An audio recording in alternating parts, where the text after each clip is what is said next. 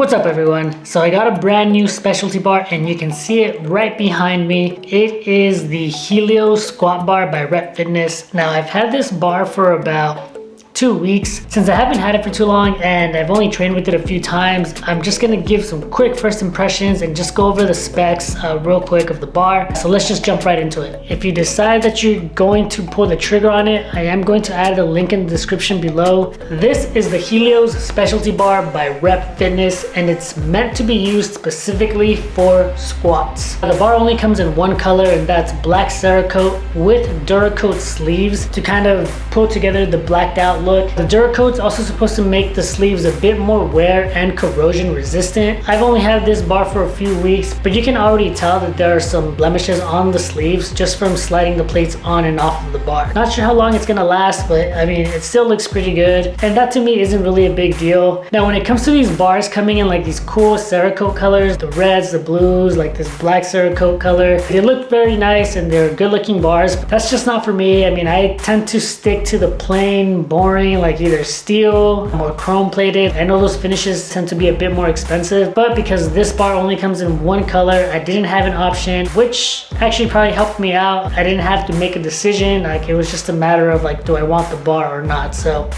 one thing you'll notice about the bar is just how long it is. This bar is 94.5 inches long. My power bar is only 86.5 inches long. The reason this bar is longer than your typical power bar is because this bar is meant specifically for squatting. So the added length is gonna help you avoid the uprights when you're unracking or when you're re-racking. For some of us that have like the Rep Fitness power racks, this might not be as noticeable because of the fact that end to end, these are 47 inches. So you'll probably notice the difference a lot more if you have a wider power rack. Another thing that the added length actually provides is additional hand placement. You can go a bit wider. I only mention this because I do notice some people tend to squat with their arms all the way out like this.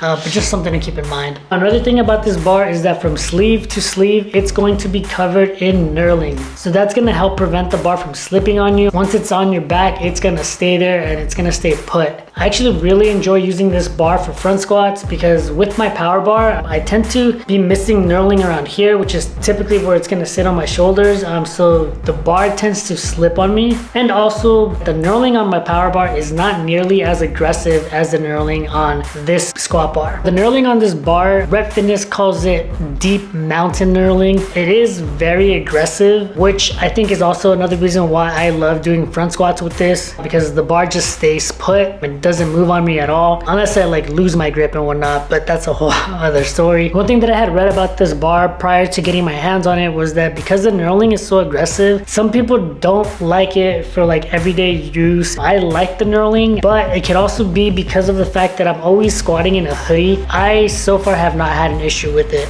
So the shaft on the Helios bar is 32 millimeters. Your standard power bar, it tends to be around 29 millimeters. So it's a 3 millimeter difference. Personally, I actually really like this because it feels a lot more comfortable on your back, especially if you're gonna be doing a few sets. It doesn't bother me as quickly as the power bar that I have does, just because it's thicker. So yeah, it makes it a little bit easier to rest on your shoulders. So because the bar is 32 millimeters thick, it is going to add rigidity to the bar. So it's going to help minimize whip or flex on the bar when you're doing heavy loads during a squat, making the squat more stable. Because of the added bar length as well as the thickness of the bar being at 32 millimeters, it is also going to add a bit to the weight. This bar is 25 kg or 55 pounds, where a typical power bar is probably going to come around 44 pounds or 20 kg. I do not squat 3 plates. I'm still working my way up to 315.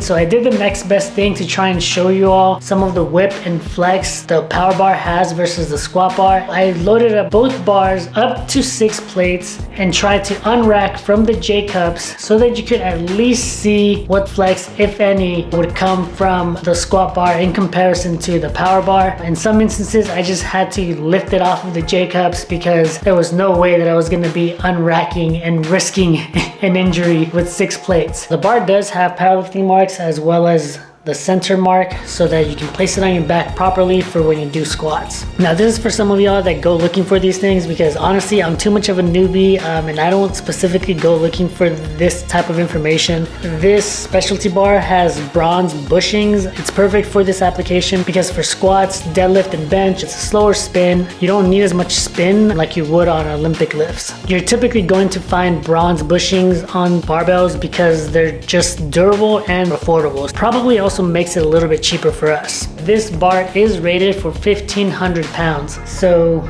yeah, I mean, that's a good amount of weight. One thing that I do want to call out, because it happened to me on the first time that I used it, is the odds of the bar tipping. I say that because the bar is a bit longer, so if you're like me, you tend to unrack plates. Sometimes you do it unevenly, where you do like 2 plates on one side and no plates on the opposite side. When you're taking the first of the 2 plates off, sometimes you let it rest for a second right before you pull it right off, and I did that, and the bar was very quick to swing up on me. I'm used to this happening, but not as quickly as it did with this bar. It happened sooner than it would have with the power bar. So just one thing to keep in mind. Also, because of the length, if the bar isn't fully centered when you're going to unrack plates, and this leads back to my 2 plate on one side, no plates on the other example. If you have the bar that's a little bit too off to the left and your 2 plates happen to be on the left side, be very aware that that could potentially lead to it just flip on you real quick. It's just something that you just have to be a bit more aware of. To recap, the squat bar is thicker, longer, heavier, and more rigid than your standard power bar. Now with that being said, do you need a squat bar? Should you buy the Rep Helios squat bar? If you're like me and you're still working your way up to like 3 plates or like a 315 squat, then honestly this bar